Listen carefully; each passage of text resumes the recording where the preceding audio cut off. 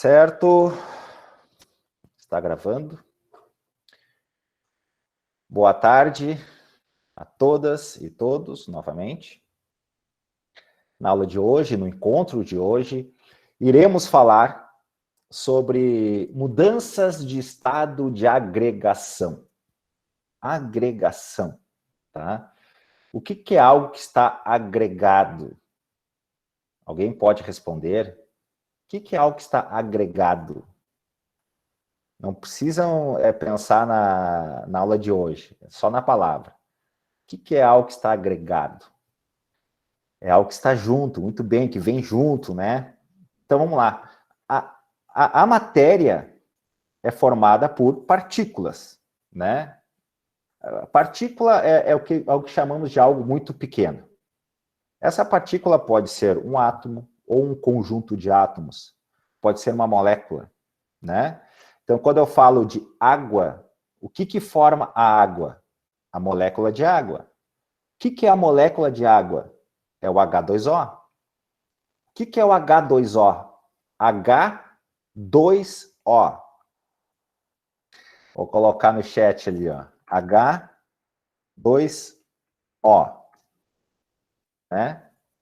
Então, nós temos ali duas moléculas dois átomos de hidrogênio, e um átomo de oxigênio. Eles combinados entre si, juntos, formam, então, a molécula de água. Eu posso dizer, então, que a água é formada por moléculas de água. E a molécula é formada por átomos. Ok? Certo? Quando eu tenho, por exemplo, uma quantidade de água, bom, essas moléculas de água estarão agregadas umas às outras. Estarão juntas umas às outras. Unidas umas às outras. Certo? E de que forma que elas podem se unir? De que forma que elas podem se apresentar juntas? É isso que nós vamos ver hoje. Tá? Não só da água, mas para qualquer substância. Tá bom? Então, nós poderíamos colocar como título desse slide ou dessa aula, mudanças de estado físico, ou apenas mudanças de estado. Eu resolvi deixar como mudanças de estado de agregação, tá? Porque alguns livros trazem assim, eu gosto dessa forma, né? Mudanças de estado de agregação. Como que a matéria está agregada? Como que ela se apresenta? Como que ela forma, né, os corpos que estão ao nosso redor? Tá? Para começar, então, eu quero mostrar uma imagem para vocês. O que vocês observam nessa imagem? Uma imagem muito bonita, por sinal. Tá? Onde vocês acham que essa imagem foi obtida? Tá? De que região? Será que foi no Brasil? Será que essa imagem pode ter sido obtida no Brasil?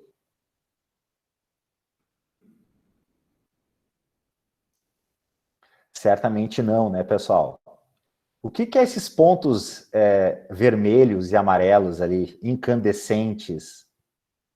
Alguém tem uma ideia do que são esses pontos? É a lava, exatamente. Essa fotografia é do Havaí, tá? Essa fotografia é do Havaí. Vocês devem ter ouvido ou visto no noticiário que no Havaí tem alguns vulcões, né? E um desses vulcões entrou em erupção, não faz muito tempo.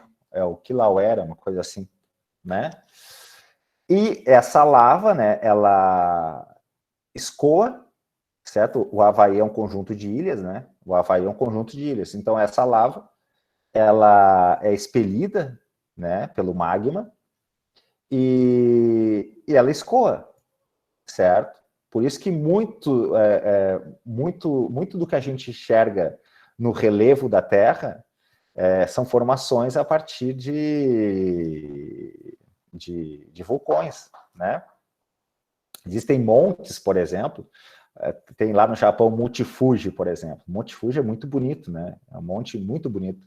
E ele é um vulcão adormecido, certo? Então, essa lava escoa e nessa fotografia a lava está atingindo o mar, certo? A lava está atingindo o mar. Bom, a lava, ela está na forma líquida. Concordam comigo? Ao atingir a água do mar, acontecem vários processos, né? Para começar, no contato da água com a lava, provavelmente aquela água em contato vai vaporizar, certo? Por isso que vocês enxergam uma neblina, uma névoa, na verdade isso é vapor da água, tá? Quando vocês observam toda essa fumaça aqui, certo? Isso aqui é vapor da água, porque a lava, né, ao chegar na água, né, ao encostar na água, faz com que aquela porção de água se vaporize. A lava, por sinal, o que vai acontecer com ela? Quando ela encontrar a água e for resfriada.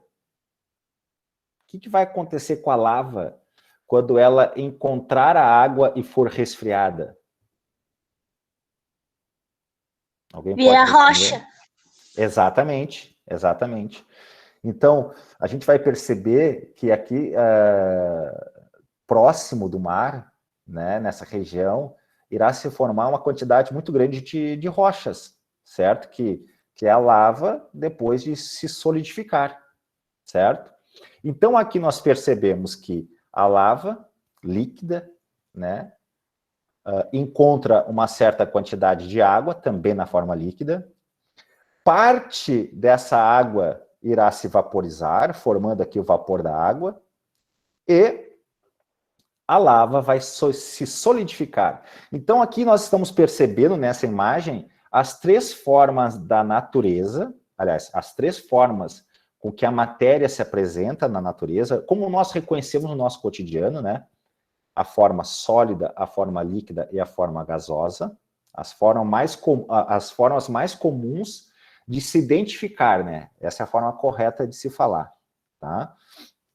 Então, eu enxergo corpos sólidos, eu enxergo corpos líquidos e eu enxergo corpos gasosos, assim, de um modo mais geral falando. E nessa imagem eu consigo observar todos eles, né? Eu tenho a forma líquida, a forma sólida e a forma gasosa, tá? Bom, então, como vocês já sabem, nós já comentamos, né? Basicamente, de forma geral, podemos falar de três formas físicas: sólidos, líquidos e gasosos. Professor, é sempre assim? Só existem essas formas? Não existem outras? Assim, pessoal, de uma forma mais geral, é assim que a gente fala. Se a gente for para um estudo mais aprofundado, né, outros termos irão aparecer, certo? Eu, por exemplo, eu vou apresentar para vocês 4 formas físicas hoje, tá? 4, e vocês estão vendo só 3. Nós só comentamos de 3, né? Mas irei apresentar 4. Então, aqui na forma sólida, né? Aliás, no estado sólido, forma e volume bem definidos, isso é uma das características, né, dos corpos sólidos. Líquido, volume definido, porém a forma do recipiente, né? Se eu quiser conter uma certa quantidade de líquido, eu preciso utilizar um recipiente, certo? E a forma gasosa, tá? Ocupa todo o espaço disponível dentro daquele recipiente. Veja bem, eu posso fazer aquela artimanha, né? Aquele exercício de pensamento sobre o copo meio cheio ou meio vazio. Por exemplo, aqui, né? Eu tenho um líquido até a metade do recipiente, certo? Então, eu posso ter uma garrafa, um copo, com água pela metade, com água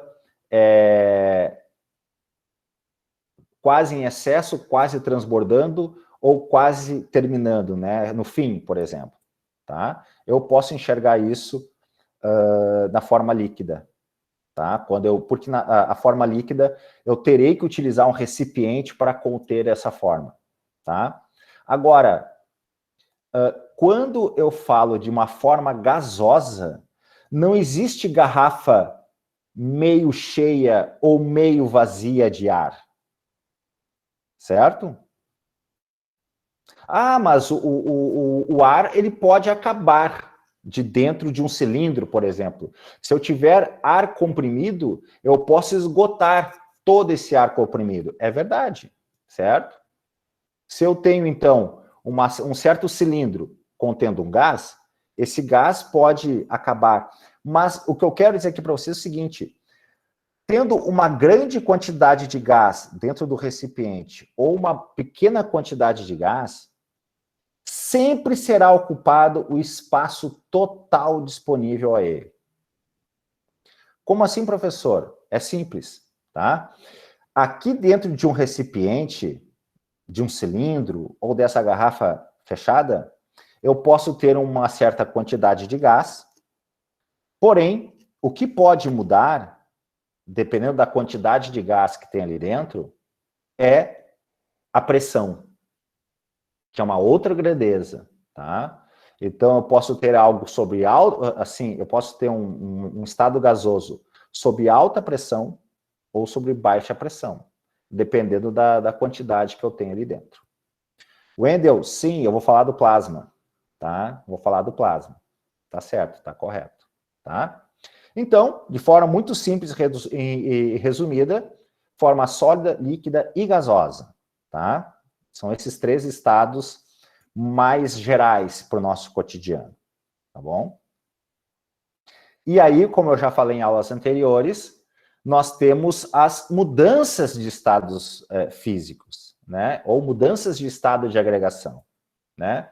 Que é a passagem do sólido para o líquido e do líquido para o gasoso, e vice-versa, do gasoso para o líquido e do líquido para o sólido. E também a passagem direta do sólido para o gasoso e do gasoso para o sólido, tá? Então, do sólido para o líquido chamamos de fusão, do líquido para o gasoso de vaporização, do gasoso para o líquido condensação e do líquido para o sólido solidificação. A passagem direta do sólido para o gasoso e vice-versa é chamada de sublimação, tá? Entre parênteses aqui, por exemplo, está a cristalização, que é a passagem do gasoso para o sólido, né? Só que com uma outra forma de ser chamada, tá? Da mesma forma como aqui no lado de condensação tem a liquefação, tá bom? Então, são todas essas as formas como nós chamamos as mudanças de estado de agregação, tá? Já vimos isso também em aulas anteriores, tá bom? Passando adiante, tá? Nós temos aquele exemplo que utilizamos na última aula, tá bom? Por exemplo, aqui, na figura A, nós temos uma porção de gelo a 0 graus Celsius. Eu coloco essa porção de gelo a 0 graus Celsius em cima de um aquecedor, de uma fonte térmica, tá? Essa fonte térmica vai ceder energia, só que o gelo não vai esquentar, porque o gelo, a pressão normal, pressão ao nível do mar, o gelo, a temperatura máxima dele é 0 graus Celsius, tá? Então, o que irá acontecer? O gelo começará a derreter. E durante o processo de derretimento, a temperatura se mantém a 0 graus Celsius. Ao final do processo, quando só houver água, essa primeira água, vamos chamar assim, após o derretimento, também está a 0 graus Celsius. A partir desse ponto, a água pode aquecer e aumentar de temperatura. Mas durante o processo de mudança de fase, mudança de estado físico, né? Ou melhor, aqui, ó, enquanto o gelo derrete, a temperatura se mantém a 0 graus Celsius sob pressão normal, tá?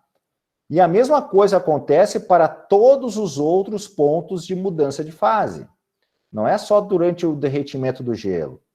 Quando a água se vaporiza, né, entra em ebulição, a mesma coisa, tá? Os processos contrários, né, condensação e solidificação, a mesma coisa, certo? São temperaturas definidas e essas temperaturas não se alteram enquanto toda a transformação não tiver ocorrido, tá? Ainda estiver ocorrendo, certo? Bom, a sublimação também é uma mudança de estado de agregação que ocorre com temperatura definida, tá? Bom, Passando adiante, nós vimos na última aula, então, que existem as curvas de aquecimento e de resfriamento. Eu mostrei para vocês, na última aula, um gráfico de uma curva de aquecimento, tá? Não mostrei de uma curva de resfriamento. Eles são muito semelhantes, tá? E aqui, nesse caso, ó, eu estou utilizando de novo como exemplo a água, e eu estou mostrando aqui, nesses dois exemplos, todas as fases possíveis, tá? Então, a água pode sair de uma temperatura negativa, que no caso seria gelo, né, forma sólida, até uma temperatura acima de 100 graus, que nesse caso já seria vapor da água, tá? Lembrando aqui, ó, pressão normal, pressão ao nível do mar, tá bom? Então, nós teríamos aqui, ó, do ponto A ao ponto B, do ponto B, aliás, aqui, na verdade, está representado assim, né? Eu tenho aqui o primeiro traço, que seria o aquecimento do gelo, seria aqui o A. O segundo traço aqui, que seria o derretimento do gelo, seria o B. O terceiro traço aqui, que seria o aquecimento da água até 100 graus, seria o C. A vaporização da água, o D. E, por último, aqui o aquecimento do vapor, a letra E. Tá? Eu posso começar aqui de cima. Ó. Vamos dizer que eu tenho uma certa quantidade de vapor da água a 110 graus Celsius. Água a 110 graus Celsius sob pressão normal é água no estado de vapor. Tá? Então, esse vapor que está a 110 pode chegar até 100, ser resfriado, né? Pode se transformar em água novamente, ou seja, uma condensação, que está representada aqui no ponto B. Pode ser resfriada até 0 graus, pode ser congelada ou solidificada aqui no ponto D, e no ponto E significaria o resfriamento do gelo, tá? Significaria eu resfriar o gelo que está a 0 graus Celsius para temperaturas negativas, tá bom? Certo? Lembrando, né, na última aula, nós falamos que quando envolve variação de temperatura, o calor calculado, ou a quantidade de calor calculada, é chamada de sensível, e quando há mudança de estado físico, a quantidade de calor calculada é chamada de latente. Tá? Bom, falando das fases, então, tá? O que é um corpo na fase sólida? O que é uma substância na fase sólida? Percebam bem, o que é isso aqui que está na imagem? Vocês conseguem reconhecer? Isso é um floco de neve, tá? É um floco de neve.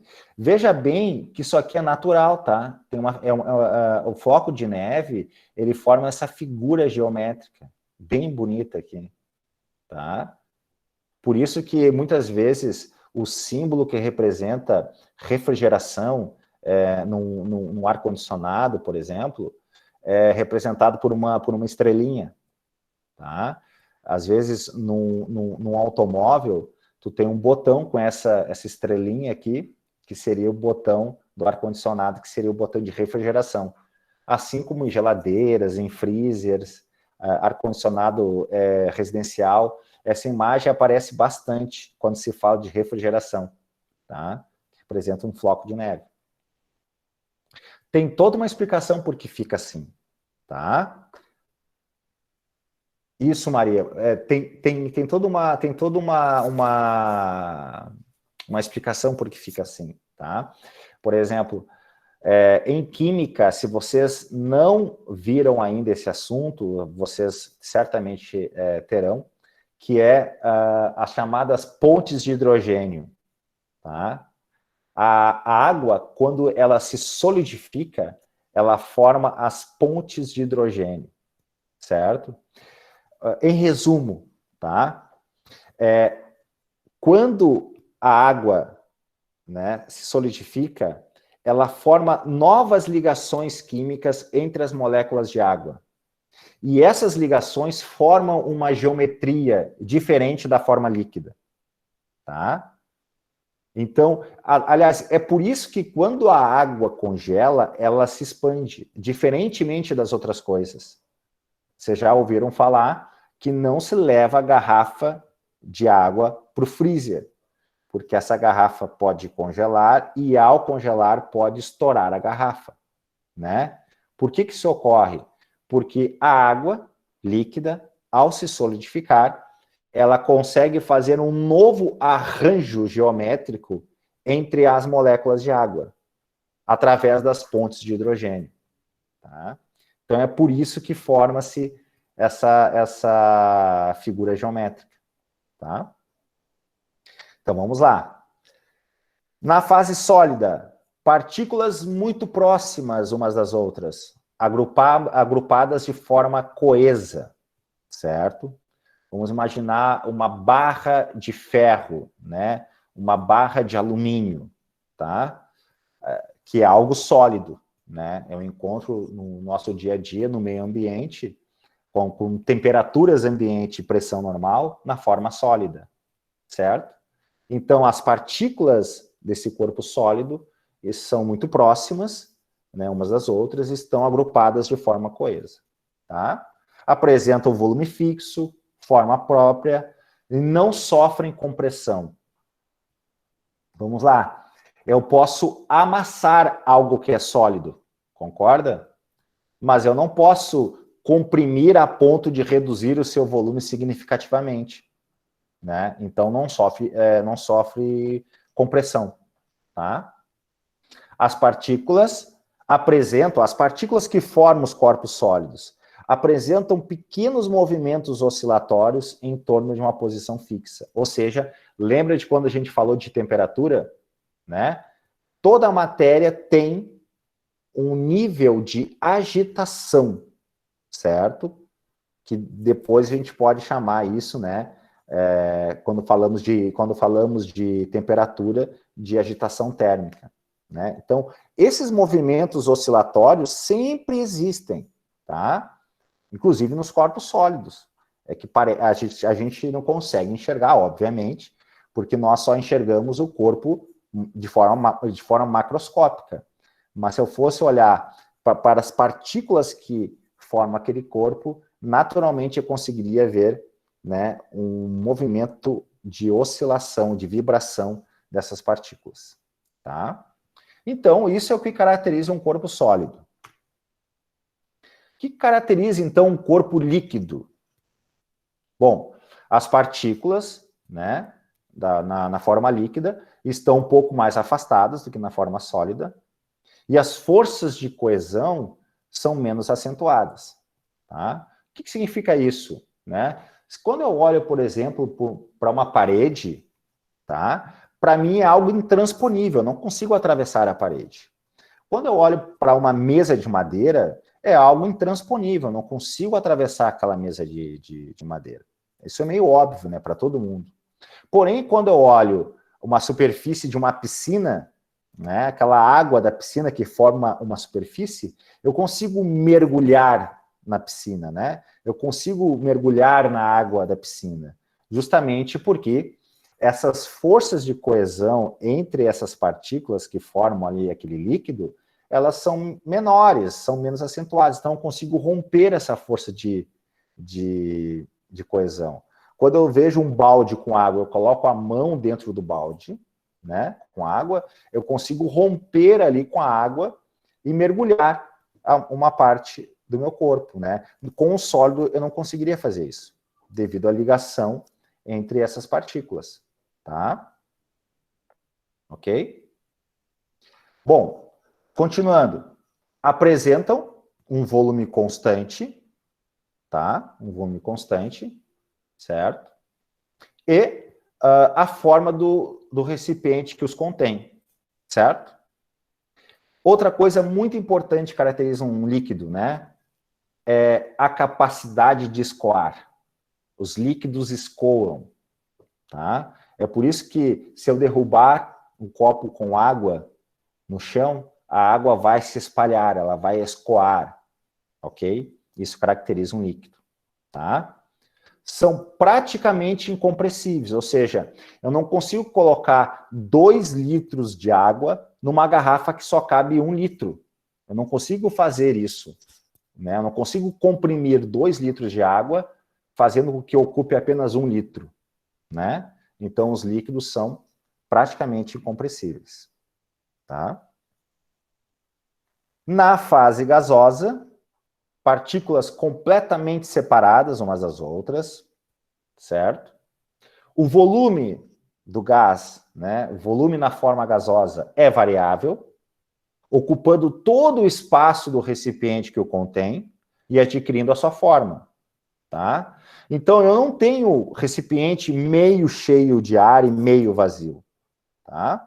Se há possibilidade dele ocupar todo o recipiente, a forma gasosa vai ocupar todo o recipiente, certo? Sofrem, né, facilmente tanto a compressão como a expansão.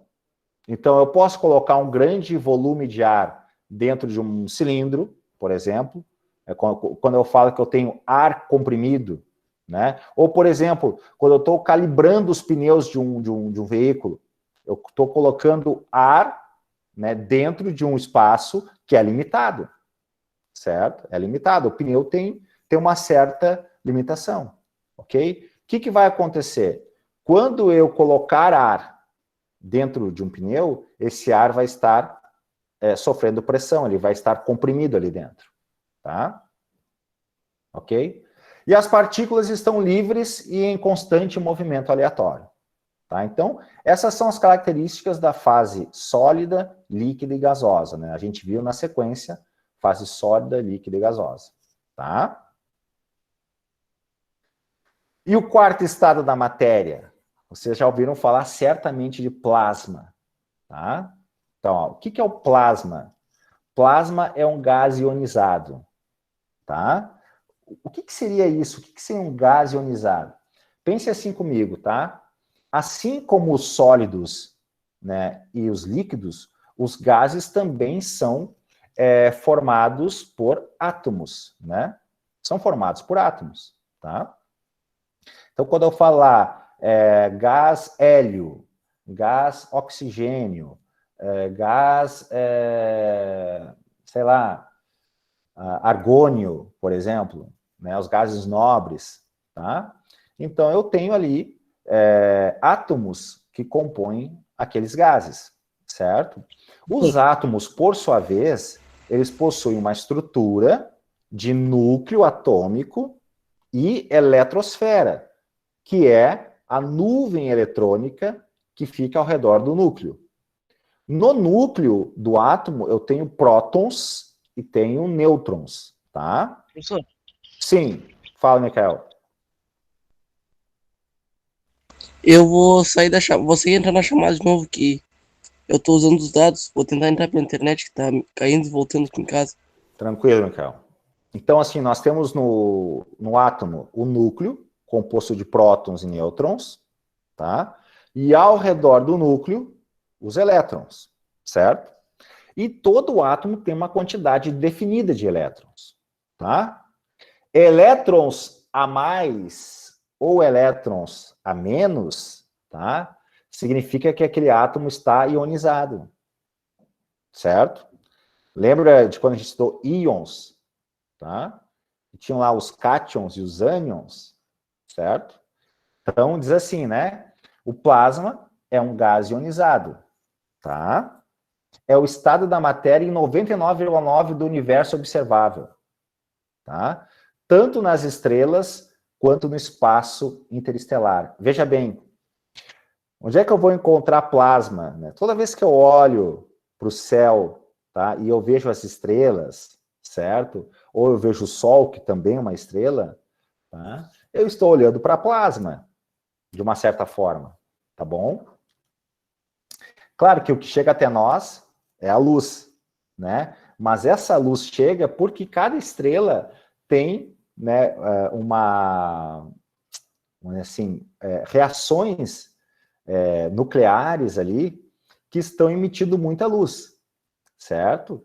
Então, aqui, quando eu olho para o Sol, eu não tenho ali, vamos dizer assim, no interior do Sol, átomos formados. Eu tenho como se fosse uma sopa de partículas, de prótons, de nêutrons, de elétrons, certo? Porque a pressão ali é tão gigantesca que essa estrutura do átomo meio que se desfaz de tanta pressão, tá?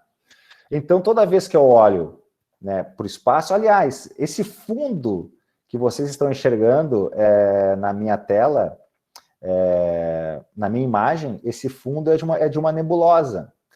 Se vocês forem pesquisar na internet, no Google, nebulosa, espaço, vocês vão ver nuvens coloridas, né? O que seriam essas nuvens coloridas?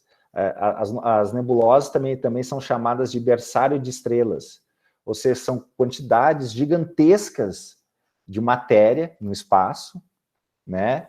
Que está com grande temperatura, né? Às vezes com vários pontos brilhantes ali no seu interior, que são estrelas que estão nascendo ou estrelas que já existem, tá? Então, quando ele fala aqui, certo, né, que 99,9% do universo observável é plasma, é por causa disso, porque nós temos uma quantidade enorme de estrelas, né, que formam o conjunto de galáxias que estão por todo o universo, tá? O plasma consiste numa coleção de elétrons livres e íons, tá? Átomos que perderam elétrons, movendo-se em altas temperaturas e baixas densidades. Pessoal, não é hora da chamada ainda, tá? Não é hora da chamada ainda, certo? Eu vou fazer a chamada no final da aula, tá bom? Bom, continuando então, né? Aqui é uma nebulosa, tá? Essas imagens vocês conseguem facilmente na internet, tá? Para manter os átomos ionizados é necessária uma fonte de energia. A energia usada pode ser de vários tipos, térmica, elétrica ou luminosa. Se a energia for insuficiente, os plasmas acabam se recombinando para formar um gás neutro. Por exemplo, existem máquinas de corte a plasma, tá? Vocês podem já ter ouvido falar disso, na indústria tem bastante. Né? Uma máquina de corte a laser ou uma máquina de corte a plasma, tá? Isso é bastante comum. Tá? Então, o que seria o plasma? Seria um gás, né? Uma forma... na verdade, não é nem gás, assim, mas é uma forma onde os átomos, eles já estão, vamos dizer assim, sem a camada eletrônica completa, né? E esses elétrons e íons, tá? Eles se movem, então, formando esse plasma. Ok?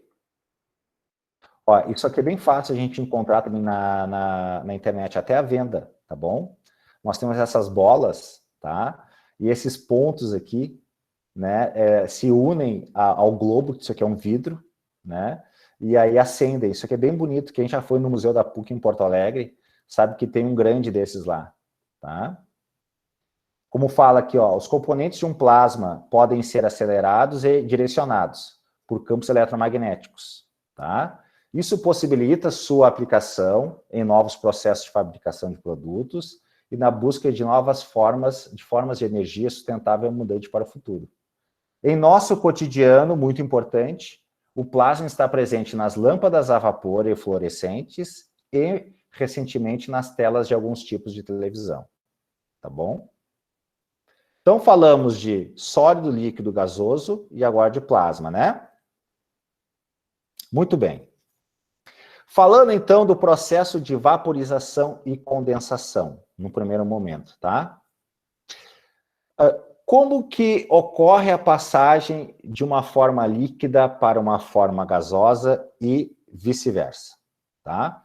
Então, assim, o líquido pode se transformar em vapor, tá? Por evaporação. Como que ocorre a evaporação? Por exemplo, ó, quando vocês olham para esse varal, tá, com essas roupas estendidas, certo? Se faz isso para secar a roupa, vocês concordam comigo, né? A água vai ser eliminada da roupa nessa situação por evaporação. Vocês concordam comigo que por mais quente que o dia esteja, se eu colocar roupas no varal, não significa que aquela roupa vai alcançar 100 graus Celsius para a água se vaporizar, para a água entrar em ebulição, concorda? Então, o processo de secagem de uma roupa no varal ocorre a uma temperatura menor do que 100 graus, certo? Então, a água não entra em ebulição. Mas como então que a roupa seca? Como que a água desaparece? Né? Ela evapora. E como que se dá esse processo? Ó? Passagem espontânea de um líquido para o estado de vapor. Ocorre em qualquer temperatura. Tá? As moléculas da superfície livre do líquido retiram calor de outras moléculas e adquirem maior energia cinética e escapam para a fase gasosa. Como assim, professor? Não entendi direito. Vamos imaginar que tu derrubou uma certa quantidade de água na mesa.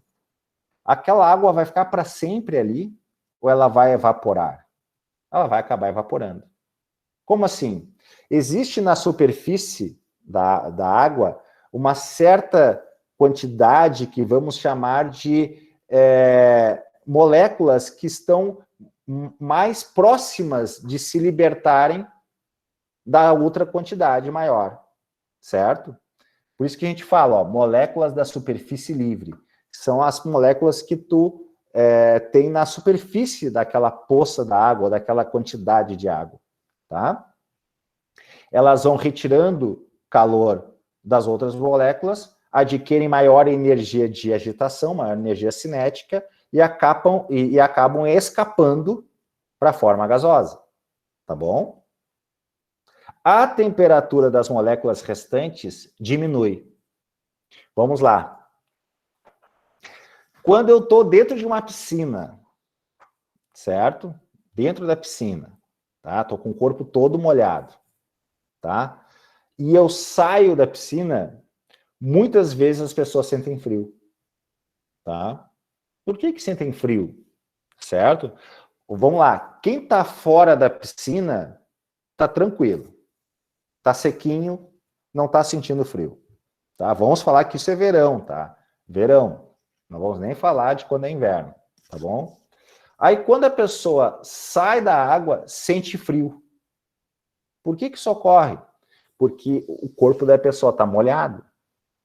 E por estar molhado, aquela água que está ao redor do corpo da pessoa, na pele, né, do corpo da pessoa, acaba evaporando.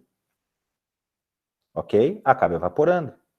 E ao evaporar, vai levar uma parcela, um pouco de energia do corpo da pessoa. Tá? É por isso também que às vezes a pessoa passa álcool no corpo e sente que fica gelado. Certo? Porque o álcool também evapora, mas só que mais rápido que a água. Tá? Então é isso que ocorre no processo de vaporização. Tá? Aquelas partículas que estão mais na superfície, elas conseguem se libertar do restante às custas de roubarem energia das outras. Né? As que ficam, elas permanecem com menos energia, por isso que a temperatura diminui. Tá? Ebulição. Tá? Essa é a forma mais típica, vamos dizer assim, de fazer a passagem da forma líquida para a gasosa. Tá bom? Então, no caso da ebulição, como vocês estão vendo na imagem, eu tenho uma certa quantidade, por exemplo, de um líquido, eu vou aquecer esse líquido até achar o ponto de vaporização ou de ebulição. Tá? Ok? Então, ó, vaporização típica, em que a mudança de fase dá-se quando o líquido alcança o ponto de ebulição da substância na pressão dada. No caso da água, a pressão normal, pressão ao nível do mar, esse valor equivale a 100 graus Celsius. Esse é o ponto de ebulição da água. Tá? Na temperatura de ebulição, a maior parte das moléculas tem energia cinética suficiente para alcançar o estado gasoso. Tá? Então, ali, na imagem, vocês vão... Provavelmente ali dentro tem ovos, eu acho. Então, tem uma panela com alguns ovos, né? E a água está em ebulição. Vocês conseguem formar as bolhas, né, se formando. Tá bom? Essa, então, é a forma mais típica, é a vaporização típica, tá? A calefação vocês também já identificaram em algum momento, tá? Quando eu tenho uma superfície muito quente, como por exemplo, a chapa de um fogão a lenha, ou o ferro de passar roupa, ou uma frigideira, né, que esteja sem óleo, esteja seca, quando eu respingo água nessas superfícies, eu noto que a água automaticamente se vaporiza. Tá? Como o próprio nome diz ali, ó, a calefação é a vaporização forçada, pois realiza-se em uma temperatura acima do ponto de ebulição. Tá? Então, ali, quando os exemplos, né, que eu coloquei, respingos de água sobre uma frigideira, uma superfície muito quente, como uma frigideira ou um ferro de passar roupas. Tá? Então, a água, ela aquece muito rapidamente, porque é uma pequena quantidade de água numa superfície muito quente. Então, ela recebe toda aquela energia imediatamente, né? E acaba atingindo temperaturas até acima do ponto de ebulição, tá? Por isso que a água, às vezes, parece que salta. Parece que a água nem encosta a superfície de tão quente, tá? Então, é a calefação. Então, evaporação a qualquer temperatura, ebulição, a forma mais típica de vaporização, e calefação, que é quando a água, uma pequena quantidade de água, encontra, né, uma superfície muito quente, fazendo então com que ela se vaporize até acima do ponto de ebulição. Tá? A condensação é o processo inverso, certo? É o processo inverso da vaporização. E todo mundo já viu essa imagem ou algo semelhante.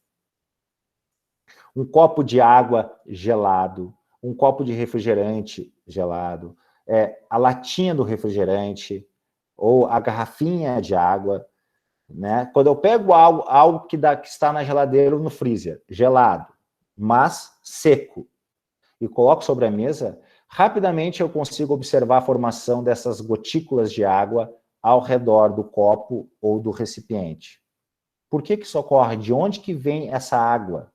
Essa água vem do ar, da umidade do ar. Ou seja, o ar ambiente, mais quente e úmido, ao tocar nessa superfície fria e gelada, ele condensa. Tá? Isso acontece também em dias de frio dentro do carro. Né? O carro está fechado, está muito frio, então os vidros do carro estão frios, entra uma pessoa dentro do carro, entram duas pessoas dentro do carro e começam a falar. Bom, o ar que a pessoa expele falando é um ar quente e úmido.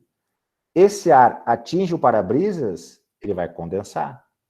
Atinge os vidros laterais do carro, ele vai condensar. Tá? Por isso que os carros possuem um dispositivo que se chama desembaçador, certo? Tá? Então, na condensação, processo inverso da vaporização, retirando-se calor de uma substância que está sob a forma de vapor, ela condensa, né? Ela sofre, aqui está sobre, ela sofre condensação e muda para o estado líquido ao atingir seu ponto de condensação. Tá? Ok? Assim como a vaporização, a condensação ocorre em várias temperaturas, certo?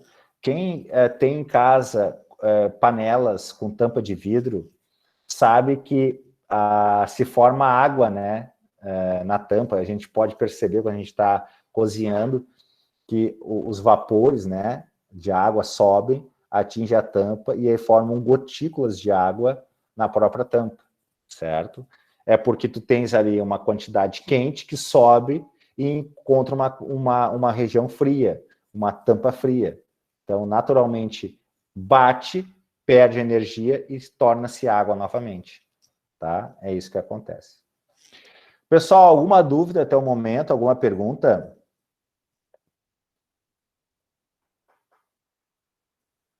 Podem falar, pessoal. Tudo certo até agora? Então, passando adiante, tá? Fusão e solidificação, tá?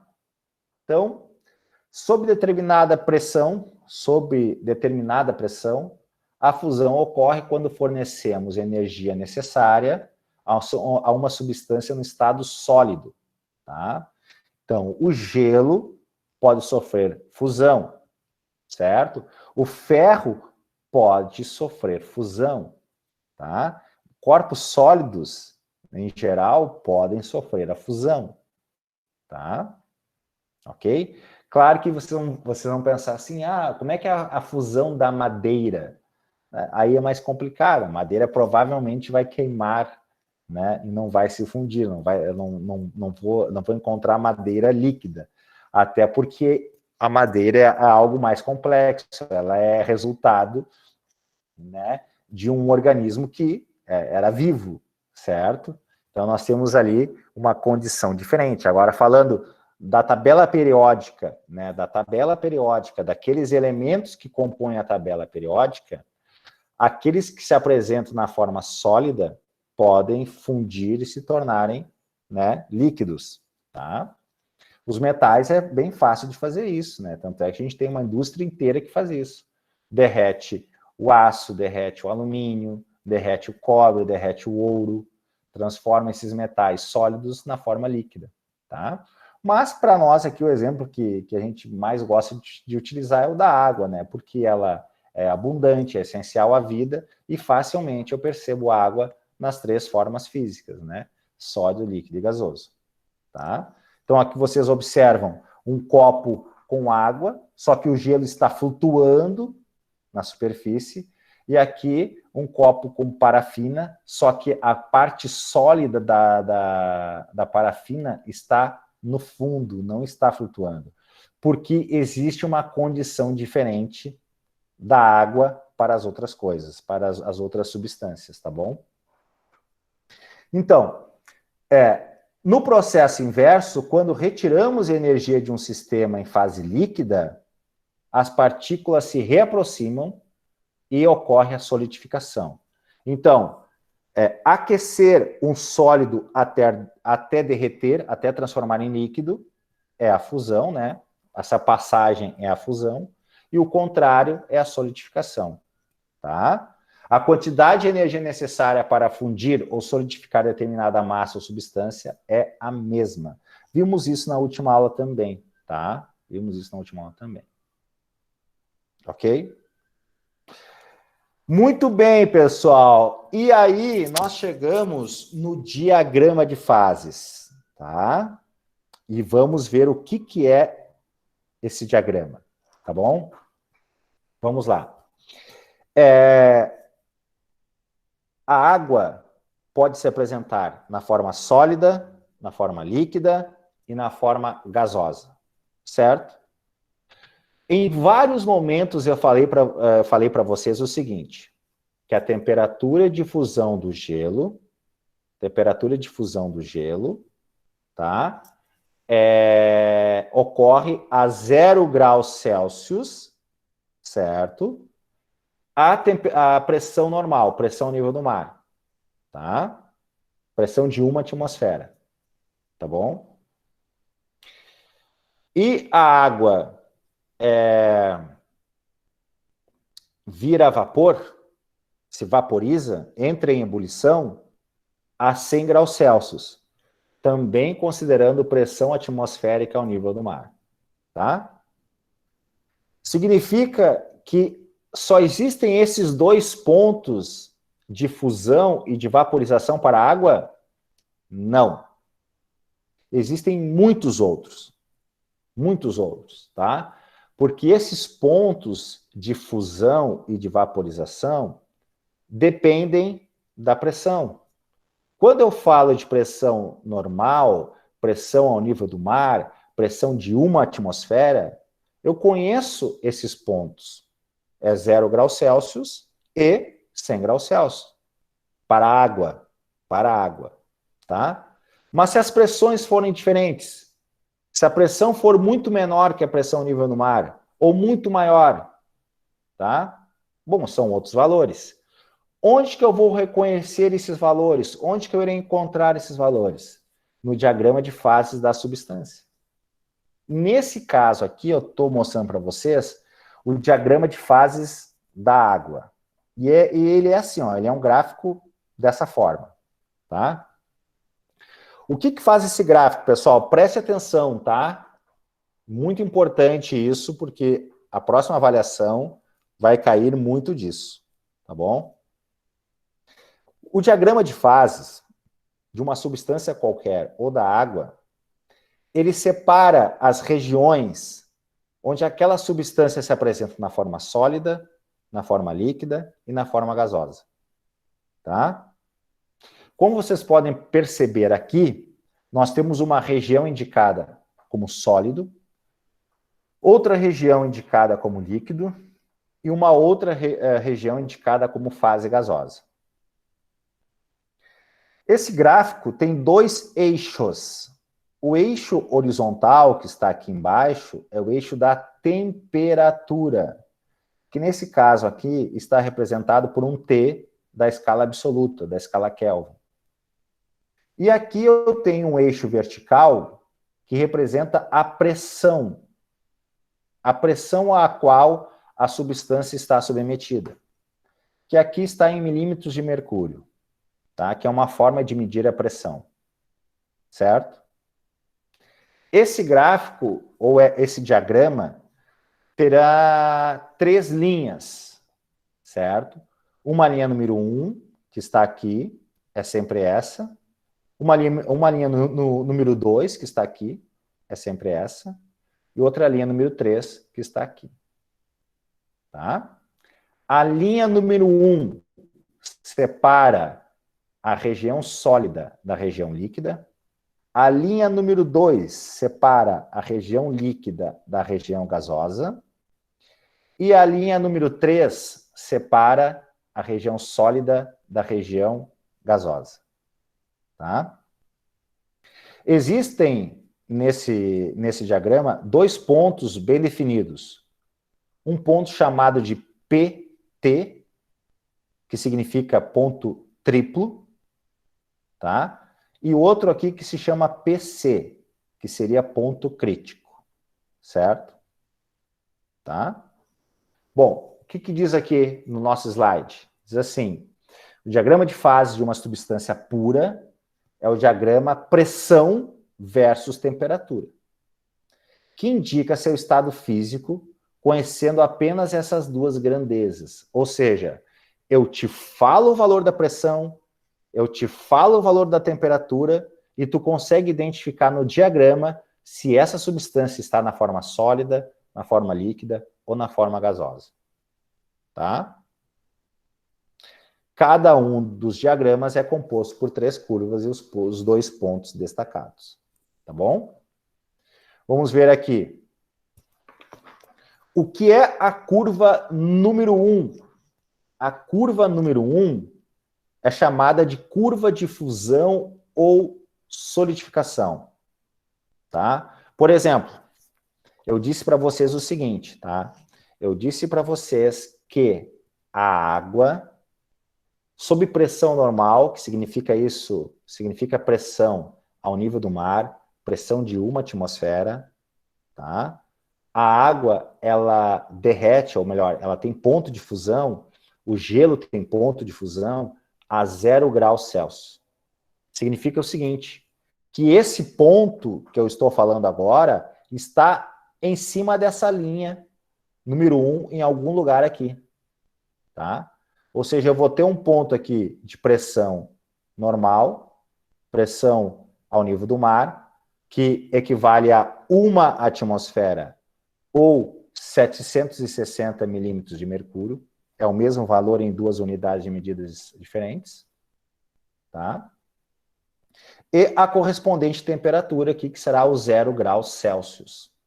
Então aqui, em cima dessa linha, eu tenho exatamente esse ponto que eu comentei. Só que eu tenho outros pontos também, que dependem de outros valores de pressão e outros valores de temperatura. Certo? Vamos lá. O gelo pode derreter abaixo de 0 graus Celsius? Pode, porque depende da pressão. tá? Depende da pressão, ok? O caso do gelo pode, tá bom? O gelo pode, tá? Outras substâncias não, mas no caso do gelo isso é possível, tá? Ó, a curva, número 1, recebe o nome de curva de fusão ou solidificação e delimita a transição entre as fases sólida e líquida. A curva 2, que está aqui, tá? Recebe o nome de curva de vaporização ou condensação e delimita a transição entre a fase líquida e gasosa. Volto no mesmo exemplo. Eu falei para vocês que, sob pressão normal ao nível do mar, que significa 1 atm, tá? Ou 760 milímetros de mercúrio, a água entra em ebulição a 100 graus Celsius. Então, esse ponto também está em cima dessa linha número 2, tá? Também está em cima dessa linha número 2, tá bom? Ou seja, vai ter um ponto de pressão aqui de 760 milímetros de mercúrio, ou 1 atm, que vai conectar a uma temperatura de 100 graus Celsius, tá? Então, esse ponto de vaporização, né, de ebulição da água, a pressão normal, também está em cima dessa linha, tá? Existem outros pontos aqui.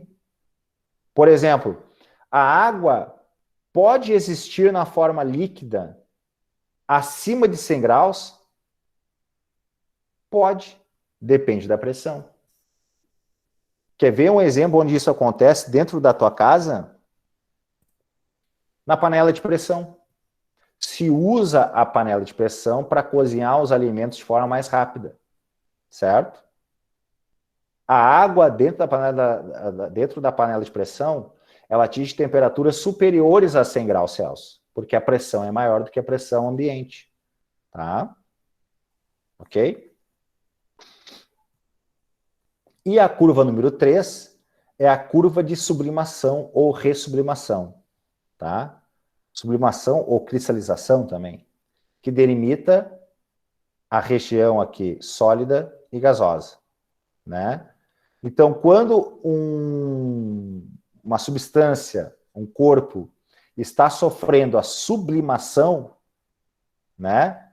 Aquele valor de temperatura do corpo, aquela pressão ao qual está submetido, está exatamente aqui em cima dessa linha, número 3. Tá? Ok? Dúvidas, perguntas, isso aqui é um assunto novo, tá? Para a grande maioria. Dúvidas e perguntas até agora?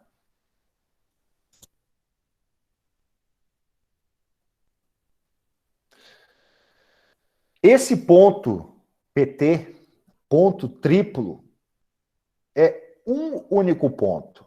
Ou seja, vamos lá, Catarina.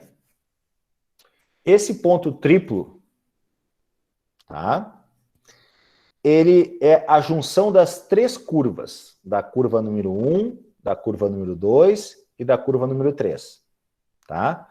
Ele representa um único valor de pressão e um único valor de temperatura, certo? Ele é difícil, né, de ser encontrado. Por quê? Porque nesse ponto, especificamente nesse ponto, no ponto triplo, a substância, ela encontra-se em equilíbrio nas 3 formas físicas. Ou seja, eu tenho ela na forma sólida, na forma líquida e na forma gasosa. Ao mesmo tempo, com as mesmas temperaturas e os mesmos valores de pressão. Tá? Por exemplo, será que eu consigo fazer isso com a água a pressão normal, pressão a nível do mar? Não, não consigo. Tá? Eu tenho que levar uma certa quantidade de água para um laboratório em condições específicas, tá? Eu vou conseguir água na forma sólida, na forma líquida e na forma gasosa, respeitando esse valor de pressão e esse valor de temperatura. Tá? Esse é o ponto triplo, tá bom?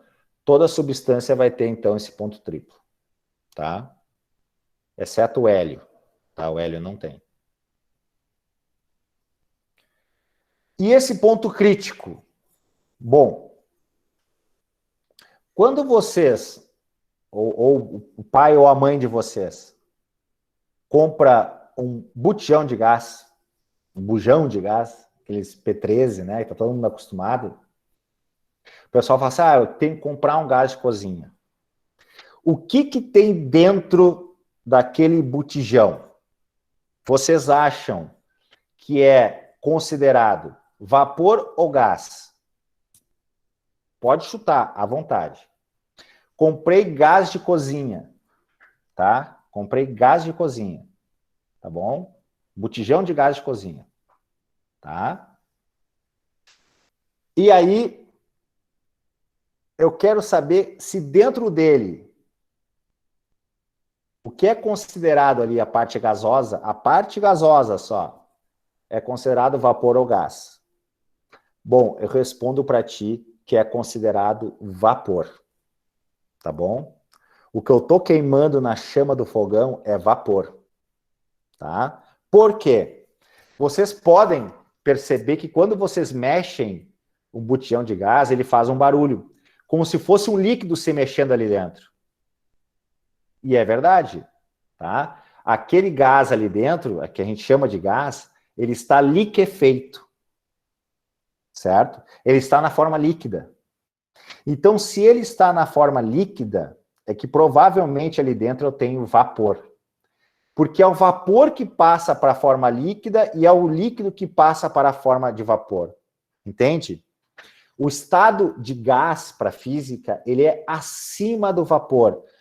Percebam essa linha pontilhada aqui, ó, que vocês estão enxergando na frente de vocês. Essa linha vai diretamente aqui até o ponto crítico. Tá? O que significa isso? Tá? Significa o seguinte. Vamos lá. Tá vendo o cursor? Todos vocês enxergam assim, o cursor do meu computador aqui, indicando aqui onde está o líquido? Todo mundo enxerga o cursor? Beleza. Então aqui, ó. Vamos imaginar que ele esteja nessa posição aqui que eu deixei ele. Tá? Tem um valor definido de temperatura e tem um valor definido de pressão. Se eu aumentar a pressão, a substância faz isso aqui, ó. Passa da forma gasosa e para aqui na líquida. Concordam comigo? Ó, eu saio da região gasosa, aumento a pressão, eu chego na forma líquida. Certo? O contrário, se eu estou na forma líquida e reduzo a pressão, eu posso chegar na forma gasosa.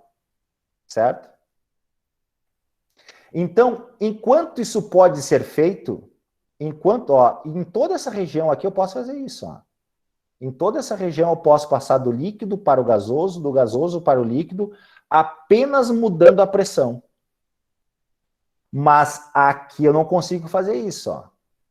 Acima desse ponto, ó, eu só tenho fase gasosa. Eu não tenho mais a fase líquida. Certo? Acima desse ponto, que é um valor de temperatura, tá? Então, quando eu não consigo mais transformar o estado gasoso em líquido e vice-versa, apenas por variação de pressão, eu considero o estado como um gás.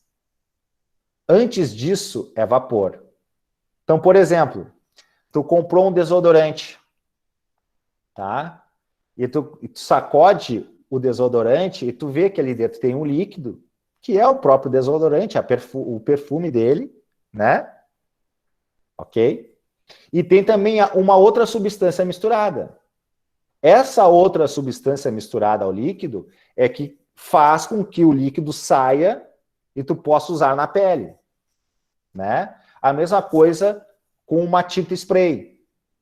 Dentro de uma latinha de tinta spray tem a tinta e tem mais um líquido que faz com que possa expelir a tinta para fora da latinha, tá?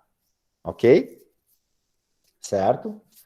Então, nessas situações em que tu tem um líquido que pode virar estado gasoso e vice-versa, esse estado gasoso é chamado de vapor, tá?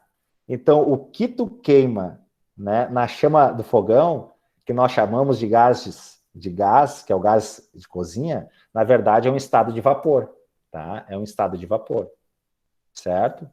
Então, o que o ponto crítico indica? Ele indica essa temperatura crítica.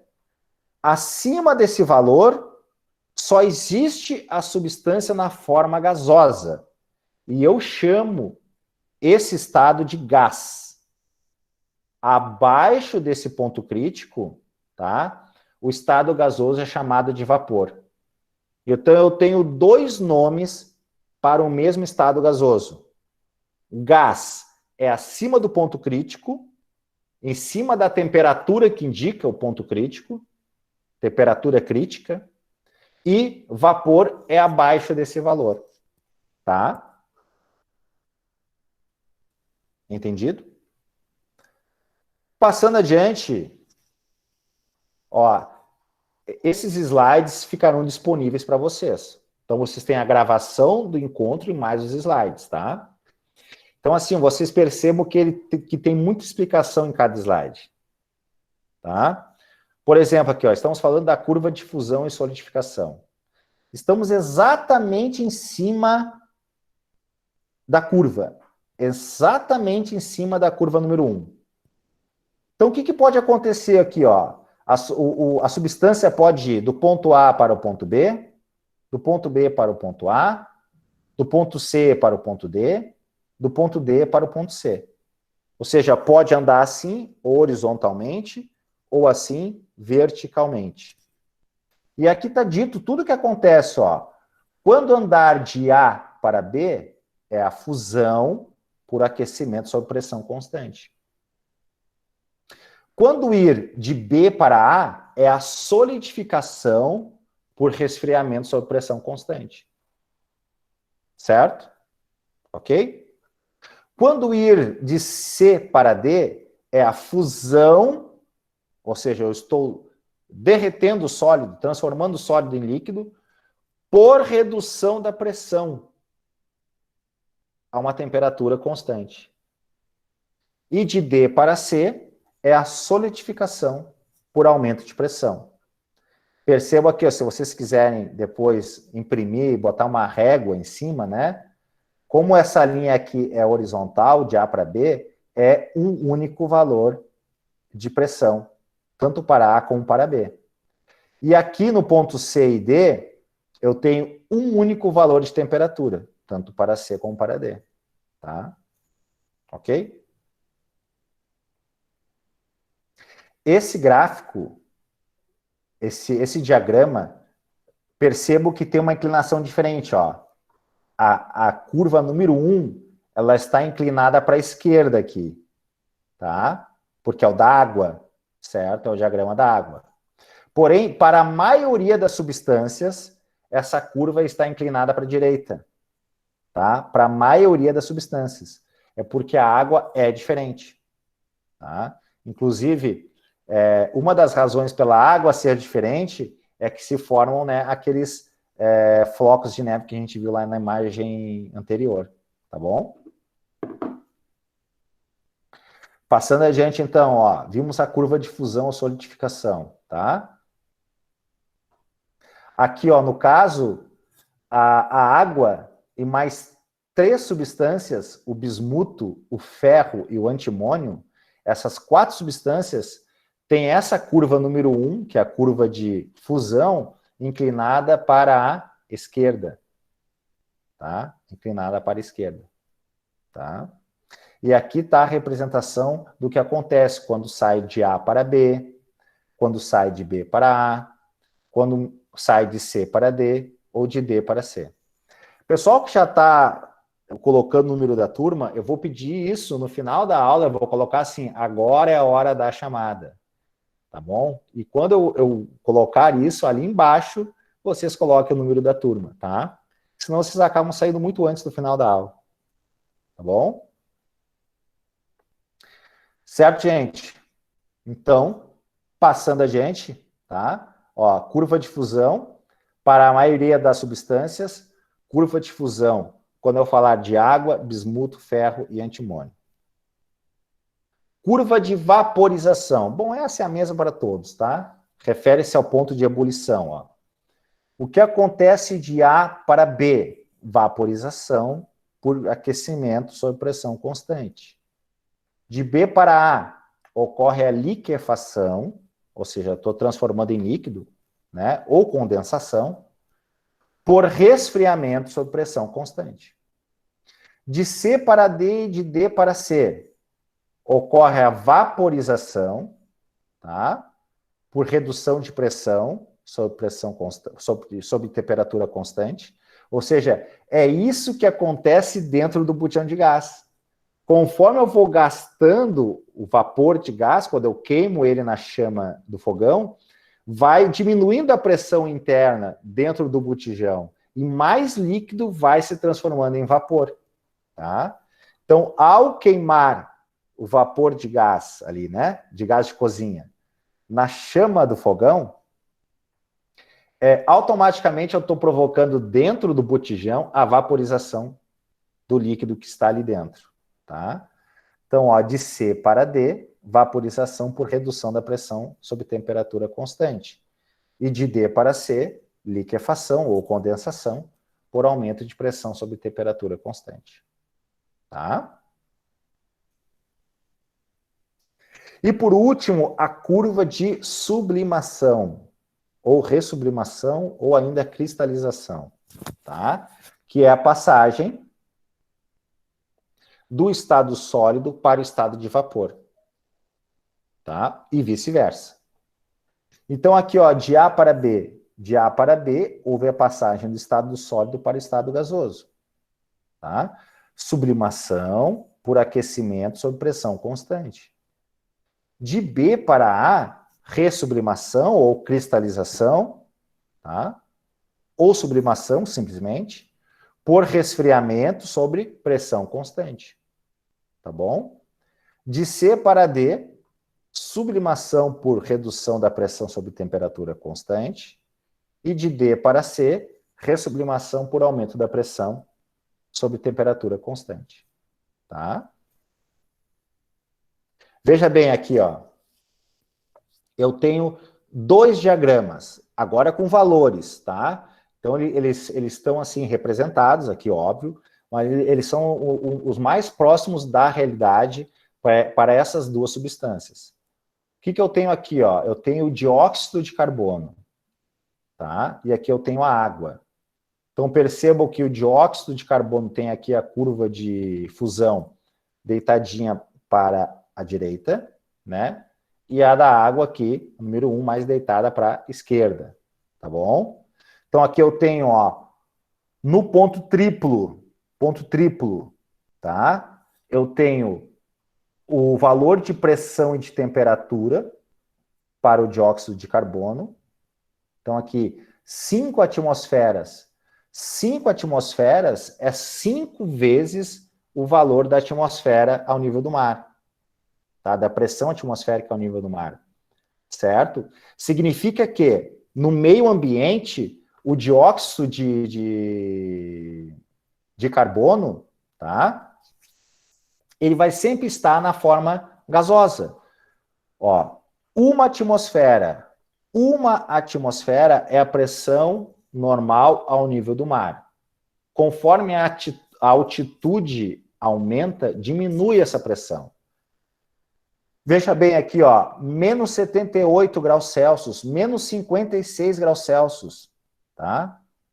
Então, para eu encontrar, certo, dióxido de carbono na forma sólida, sob pressão normal, eu tenho que ir para uma região muito fria do globo terrestre. Muito fria mesmo, né? Abaixo de 78 graus Celsius, ok? Porque senão, né, eu vou marcar aqui, ó, 1, pressão atmosférica. Eu vou encontrar aqui para 20 graus Celsius, 30 graus Celsius, 10 graus Celsius, temperaturas do nosso meio ambiente, eu vou encontrar sempre na forma gasosa. Se eu quiser encontrar dióxido de carbono na forma líquida ou na forma sólida, com temperaturas próximas ao do nosso ambiente, meio ambiente, eu vou ter que aumentar a pressão. Eu vou ter que ultrapassar aqui os 5 atms, ou as 5 atmosferas, ou seja, 5 vezes o valor da pressão atmosférica ao nível do mar. Tá? Então, eu só vou conseguir fazer isso através de uma máquina. Tá bom? Por exemplo, se eu colocar dióxido de carbono dentro de um cilindro. Se eu colocar dióxido de carbono dentro de um cilindro, pode ser que eu consiga fazer ele virar líquido ou virar sólido. Tá? Agora, para a água, aqui é diferente, ó. 760 milímetros de mercúrio equivale a uma atmosfera. Então, apesar dos gráficos serem diferentes, se um está aqui em cima e outro está aqui embaixo, tá? Esses 760 milímetros de mercúrio é a mesma coisa que uma atmosfera, certo? Então, eu corro a linha aqui, ó, e eu vejo que aqui está marcado 100 graus Celsius, ou seja, a temperatura que a água ferve, a pressão ao nível do mar, pressão atmosférica ao nível do mar, pressão de uma atmosfera de 760 milímetros de mercúrio é 100 graus Celsius. Tá? Então, esse ponto é bem conhecido por nós. Professor, tem como apresentar gelo, água, vapor da água, tudo ao mesmo tempo, com a mesma temperatura e com a mesma pressão? Tem, no ponto triplo. Mas veja bem, olha o ponto triplo da água. Eu só vou conseguir encontrar gelo, né, água na forma sólida, água na forma líquida e vapor da água juntos, em equilíbrio, com a mesma temperatura e com o mesmo valor de pressão, quando a pressão for apenas 4,58 milímetros de mercúrio, ou seja, uma pressão baixíssima, baixíssima, muito pequena, tá? E a temperatura for 0,01 graus Celsius, tá bom? O que eu quero dizer para vocês? Esses pontos triplos, todos eles existem, exceto para o hélio, tá? Mas são muito difíceis de serem obtidos, né, de forma natural, no nosso meio ambiente. Eu tenho que encontrar em situações muito específicas. Talvez em grandes altitudes da atmosfera terrestre, talvez em grandes altitudes eu encontre, né, dependendo de situações específicas, gelo, tá, água líquida e vapor da água juntos e em equilíbrio, tá? Significa com a mesma temperatura ou com a mesma pressão. Mas aqui, onde vivemos, isso não ocorre, tá? Então, aqui são 2 exemplos reais de 2 diagramas de fase. Pessoal, atenção, atenção. Quem não está assistindo, volta, presta atenção agora, tá? Que nós vamos fazer 3 exercícios na sequência, tá bom? 3 exercícios na sequência, que vai ajudar vocês na hora de resolver a próxima avaliação. Então, exercício número 1. É dado o diagrama de fases de uma substância. Tá aqui o diagrama, tá? Ponto X, ponto Y, ponto Z, ponto W, 5, 10, menos 80, menos 60, menos 40, menos 20, 0, 20, 40... Ou seja, valores de temperatura na escala Celsius, valores de pressão equivalentes, né, comparados com a pressão atmosférica. Ô, professor. Sim. Desculpa de interromper aí, mas só que ontem de noite eu fui enviar minha avaliação ali e eu tinha colocado como enviado, e agora os meus colegas colocaram no grupo que saiu a nota, fui ver e como se eu não tivesse feito. Depois eu vejo isso, Otávio, tá? Depois eu vejo isso. Tá bem. Tá bom. Bom, O que ocorre então, tá? Letra A. O que representam os pontos X, Y, W e Z assinalados no gráfico? Tá? O que representa? Olha só. Se nós fôssemos numerar essas curvas, tá? Conforme os modelos que vimos anteriormente, tá? Eu tenho aqui, ó, um pedaço aqui, que é uma curva, aqui um outro pedaço, que é outra curva, e aqui um outro pedaço. É sempre semelhante a essa forma, tá? Então, aqui seria a número 1, aqui seria a número 2, conforme os exemplos anteriores, e aqui seria a número 3. O que o ponto X faz? Ele une as 3 curvas. É um ponto para as 3 curvas. Então, ele é o ponto triplo. Tá? Ele é o ponto triplo. Tá bom? Então, tu pode responder. O que representam os pontos? X. O ponto X é o ponto triplo. Ponto. É só isso.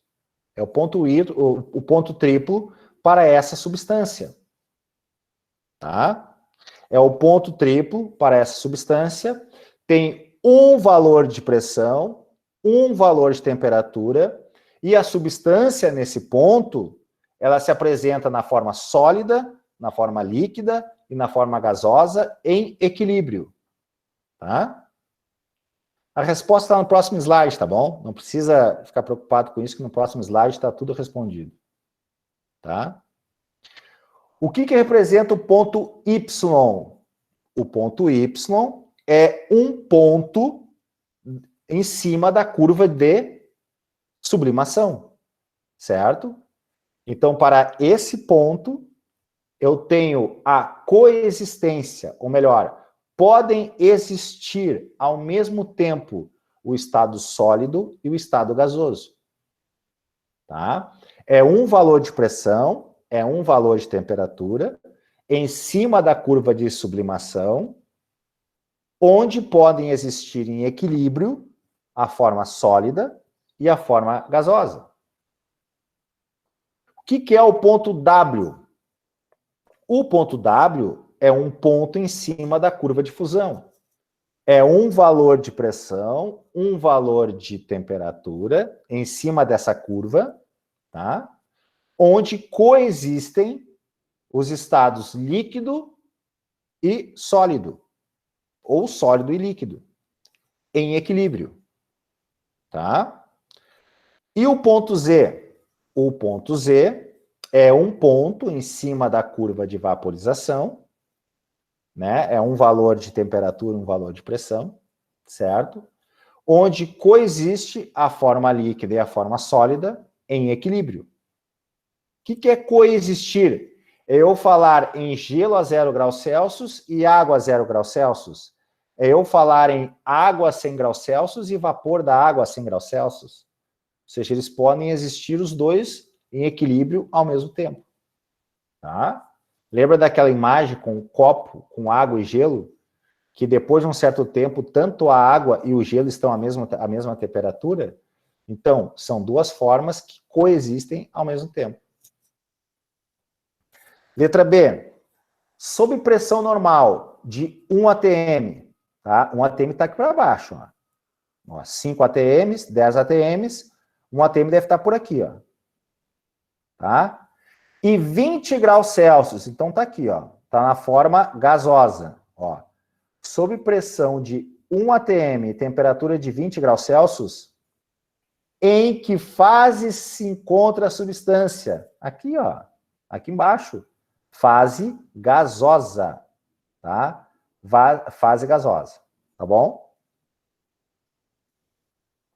Certo?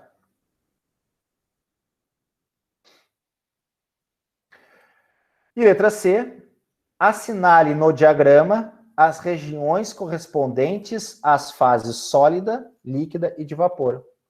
Região gasosa aqui embaixo, região sólida aqui, e entre as duas aqui, ó, a região líquida. Então, nesse slide, tá? nós temos a solução do exercício 1. Tá? Então, depois vocês podem baixar, tá tudo ali explicadinho, bonitinho. Certo? Exercício 2. Exercício 2. Tá? A figura ao lado representa o diagrama de fases, fora de escala, da substância pura água. Considere que 100 gramas de água recebem calor, sofrendo uma transformação sob pressão constante de 1 atm. Então tá, ó. Aqui está o diagrama de fases da água. Essa linha pontilhada que vocês enxergam aqui, ó, que tem o número 1 aqui, ó, esse 1 é da pressão em atmosferas. E aqui embaixo eu tenho os valores de temperatura, ó. Menos 20 graus Celsius, 0 graus Celsius, 0,01 graus Celsius, 30 graus Celsius, e uma outra temperatura que está representada aqui como θ, D, porque aqui eu tenho os pontos A, B, C e D. Então, temperatura do ponto D. Tá? Ok? Então, é isso que está representado aqui, ó. O T é de triplo, né? É o ponto triplo aqui, certo? Ponto A, ponto B, ponto C, ponto D. Todos esses pontos aqui, ó, A, B, C, D, estão sob pressão de 1 atmosfera. E aqui eu tenho as temperaturas indicadas em todos os pontos, exceto a temperatura do ponto D. Tá? Ok? Então, vamos lá, ó. Determine o que acontece, ou, aliás, o que ocorre nos pontos A, B, C, D e T. Tá? O que ocorre nos pontos A, B, C, D e T. O ponto A está na região que eu indico como sólido, certo? Então, aqui, esses 100 gramas de água estão na forma sólida, é gelo, tá? O ponto B está exatamente em cima da curva de fusão. Então, nesse ponto B, é aquele momento que o gelo irá começar a derreter, irá formar água líquida a 0 graus Celsius, tá? Então, aqui no ponto B eu tenho tanto o gelo a 0 graus Celsius, como água líquida a 0 graus Celsius. Lembrando que o ponto B também indica uma pressão ao nível do mar, de 1 atmosfera, tá? No ponto C, eu tenho a água na forma líquida. E claro, vejam aqui, ó, 30 graus Celsius, pressão ao nível do mar, a água só pode estar na forma líquida. Aqui no ponto A, ó, menos 20 graus Celsius, a água só pode estar na forma sólida, né? E o ponto D está exatamente em cima da curva de vaporização. Ou seja, é aquele momento onde eu posso ter água na forma líquida e água na forma gasosa, que eu chamo de vapor, tá? Como aqui a pressão é de 1 atmosfera, eu já sei qual é o valor de temperatura para esse ponto D, que é o que ele está perguntando na letra B. Só que antes disso, aqui, continuando a letra A, ele pergunta o que ocorre no ponto T. No ponto T, que é o ponto triplo, né? Eu tenho água na forma sólida, água na forma líquida e vapor da água, ok? As três formas, com o mesmo valor de temperatura, com o mesmo valor de pressão, as três formas em equilíbrio, tá? Como eu já falei para vocês, a pressão aqui tem que ser muito baixa para que a gente possa encontrar esse ponto triplo. Tanto é que aqui é dito que o diagrama está fora de escala, né? Porque aqui parece que ele está bem próximo do 1, na verdade ele está bem distante, tá? Na letra B, é solicitado que se diga qual é o valor da temperatura θD, né, que é exatamente desse ponto D, certo? Bom, como eu sei que a pressão atmosférica é ao nível do mar de 1 atmosfera, eu sei que a água entra em ebulição a 100 graus Celsius. Então, nesse ponto D, a temperatura vale 100 graus Celsius, tá? 100 graus Celsius. Então, essa é a resposta da letra B. Na letra C, é solicitado o seguinte, ó. A quantidade de calor que a água necessita receber na transformação do ponto A até o ponto C. A quantidade de calor que a água necessita receber na transformação do ponto A até o ponto C. Tá? E aí, gente, é conforme a gente fez nos últimos exercícios, né, na aula da semana passada. Na lista de exercícios que foi disponibilizada, né, a avaliação, na última semana. Tá? Eu tenho aqui uma quantidade inicial de água, ó, 100 gramas, a temperatura de menos 20 graus Celsius, e eu quero levar essa quantidade de água, que está na forma sólida, até o ponto C, que seria a forma líquida, ou seja, a água na forma líquida, a 30 graus Celsius. Tá? Então, eu vou calcular uma quantidade necessária para aquecer o gelo, outra quantidade para derreter o gelo, e outra quantidade para vaporizar a água. Tá? Tudo isso está explicadinho aqui na resolução do problema, do exemplo. Tá bom? Gente, 20 para as 4, tá? Eu vou fazer mais um exercício e o restante da matéria vai ficar para quinta-feira, tá? Vocês vão perceber que o slide, o que eu vou postar para vocês, né, o material que eu vou postar para vocês hoje, ele terá mais conteúdo do que foi explicado no encontro de hoje, tá bom? O restante eu explico na aula de quinta-feira, tá? E amanhã eu já disponibilizo a avaliação para vocês começarem a resolver, certo? Então, terceiro exemplo, tá? Dado o diagrama de fase de uma substância, pergunta-se, aqui está o diagrama, ó, pontos A, B, C, D, E, F, G, todos esses pontos, né, estão aqui em cima do diagrama. Veja bem, não é dito qual é a substância, não é dado nenhum valor de pressão, nenhum valor de temperatura. Tá?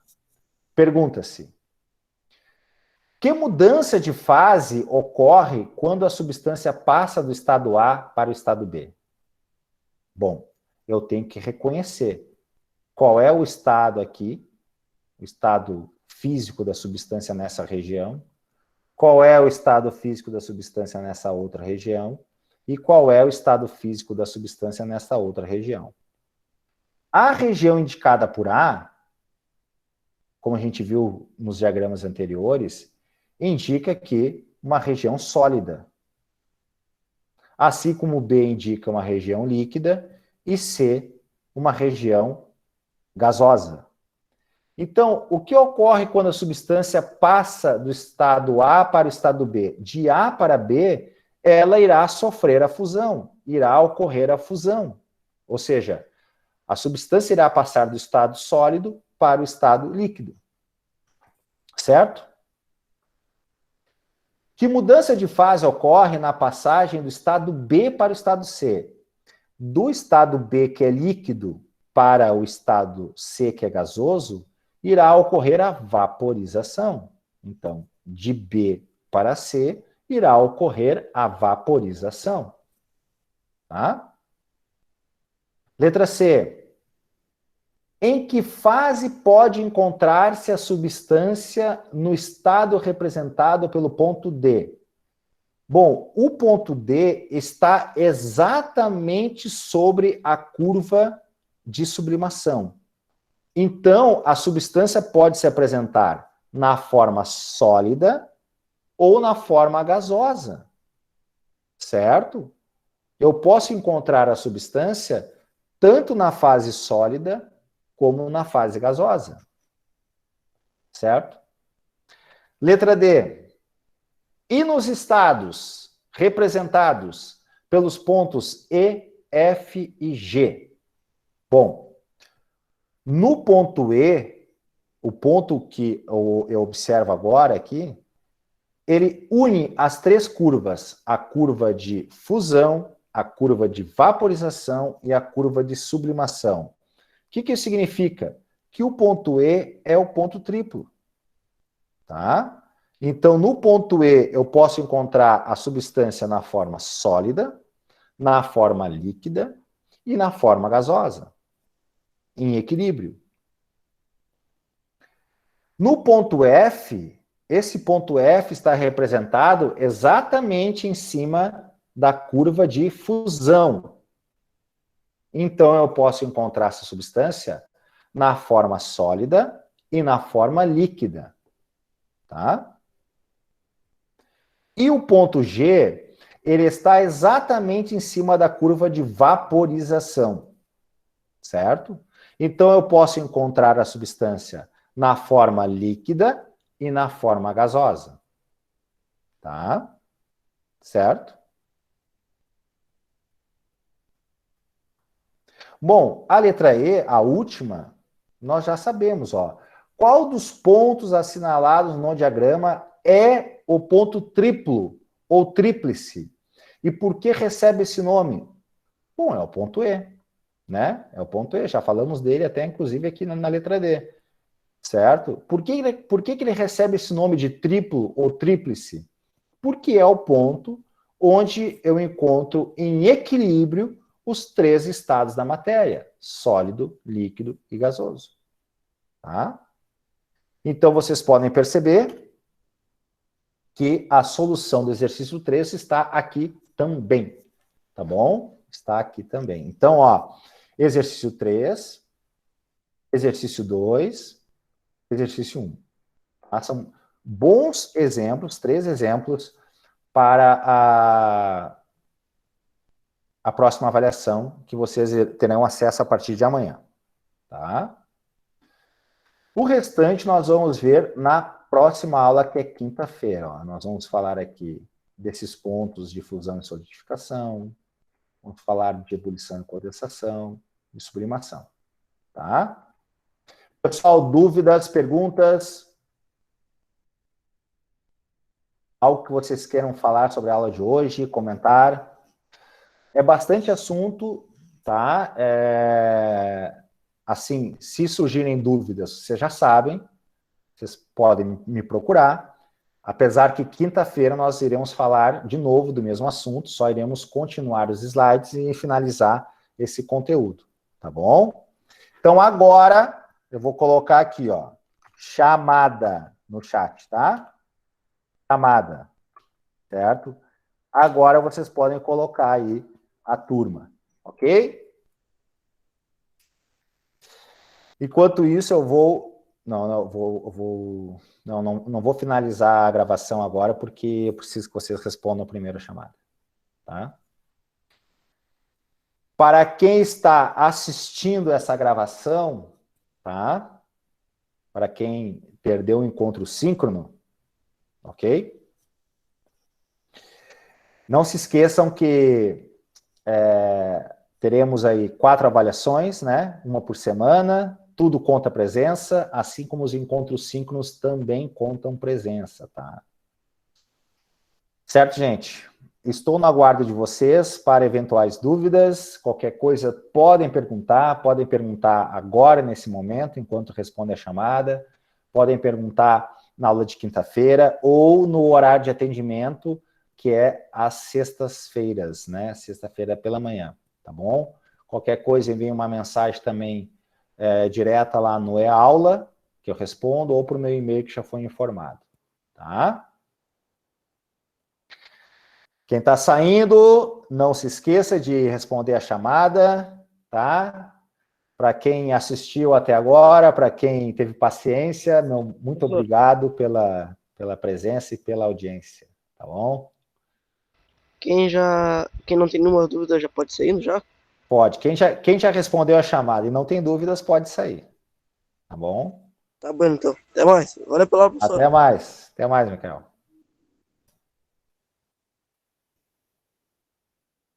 Professor, Fala, Otávio. agora sim, aquele negócio que eu te falei que. Sim, eu vou olhar, irei olhar lá no e-aula, porque assim, ó, quando tu responde, deveria ficar gravado como tentativa, tá? Eu acho que tu não foi até o final. Eu acho que foi isso que aconteceu. Tu Não, deve até ter... que eu fui até o final, só que a internet aqui de casa estava bem ruim, aí eu tentei entrar agora, pensei que tinha enviado, só que eu acho que não enviou. Tá. Não, beleza, eu vou dar uma olhada ali e aí a gente vai conversando depois, tá? Tá bem. Porque eu vou fazer um levantamento primeiro de todo mundo que realizou as atividades, que respondeu.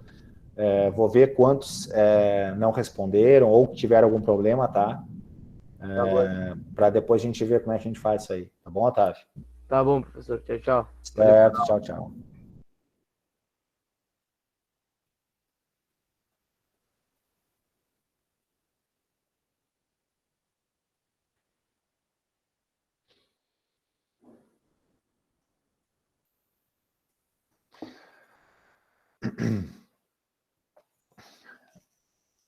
Pessoal que está presente na sala, alguém ainda não respondeu a chamada? Por favor, respondam para eu encerrar a gravação.